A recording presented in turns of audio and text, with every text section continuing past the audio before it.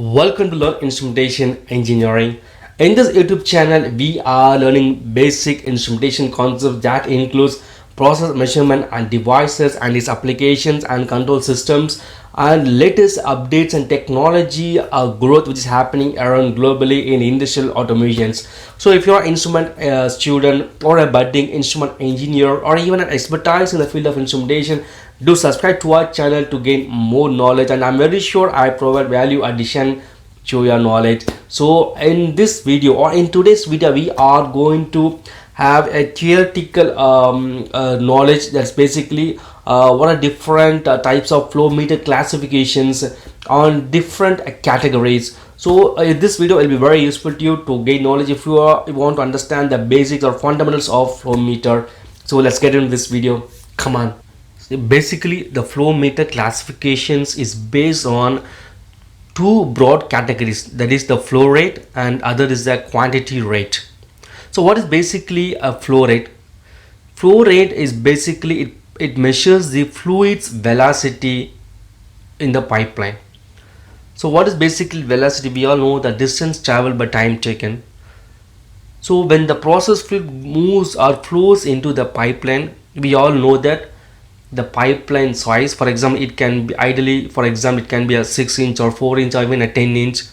So we all know that the flow is Q is the product of area and velocity. That's how we measure the flow. So since the pipe's cross-sectional area is known to us, so the velocity also we all know the distance traveled by time taken, and again since the unit of area is meter, so we can easily measure the flow rate, that's meter cube per hour, right?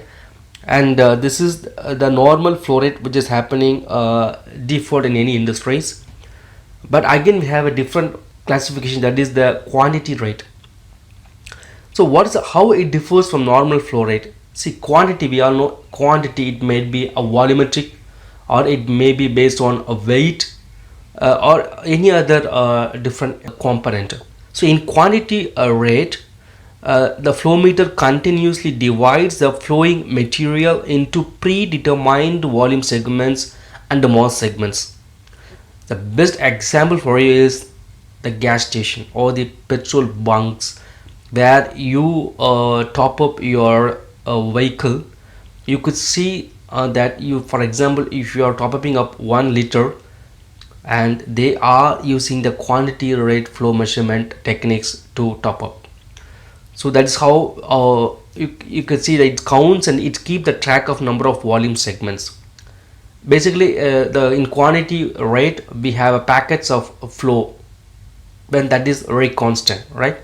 So this is the broad classification of flow meter. There's flow rate and quantity rate. And next is the flow meter classifications. So in the flow meter we have different types of classifications to measure the flow, and the first and foremost is the differential pressure. We create a differential pressure, or if there is any differential pressure available, we measure the differential pressure and we indirectly measures the flow. So the flow is directly being measured by knowing what is a differential pressure across the interference. So how we do this? There are different types of flow meters like orifice plate, venturi meter, flow nozzle, pitot tube, etc. We will briefly see the different types of these differential pressure elements in the coming videos. So this, by measuring the differential pressure, you measure the flow, and that is being done by these orifice plate, venturi, flow nozzle and pitot tube, etc. Now apart from that, the flow meter classifications continues. We have a magnetic flow meter, a turbine flow meter, vortex flow meter and ultrasonic flow meter. So these are different types of flow meters which measures the flow. Regarding the quantity rate flow meters, we have again different types of flow meters over here to measure the quantity rate. As I said earlier, it might be in volumetric or in weight. So we used to call them as a positive displacement flow measurement. So what are different types of flow measurements which comes under the positive displacement flow?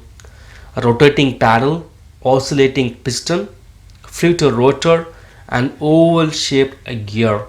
So basically these flow meters may be used in their loading and unloading bay areas or in the customer end. So these are all the different types of flow meters based on quantity rate. Okay, and these are final broad classifications. The flow meter classification based on energy approach, the exothermic and endothermic energy. In terms of flow meter, we classify it as extractive energy and additive energy. So what happens in an extractive energy? The flow meter takes energy from the fluid flow. It often reduces the pressure loss into the fluid flow. For example, orifice plate. So when you have an orifice plate in a pipeline, it intentionally creates a back pressure for the which is where the process flow is flowing, and by creating the process back pressure, it measures the flow. So this is how it takes the energy from the process flow. That it's why it's called extractive energy. At the same time, we have different types. It's called additive energy. So in additive energy, the flow meter gives some form of energy into the fluid flow. For example, you have an electromagnetic magnetic flow meter. The magnetic flow meter body is being powered and energized by electromagnetic flux, and this is given into this energy is being supplied into the process fluid to measure the process flow. And the best example we could say here is magnetic flow meter. So these are different types of flow meter classification. It's purely a theoretical understanding, or it's a basic or fundamental things that an engineer or the instrument student should be knowing. This might be a very theoretical, but it is very important for any budding engineer or instrument student to understand different classifications of flow meter based on different ideas. So if this video was very useful to you, just hit the like button and share to instrument community. And if you want to watch such instrumentation and control system videos, do subscribe to our channel Learn Instrumentation Engineering. Thank you.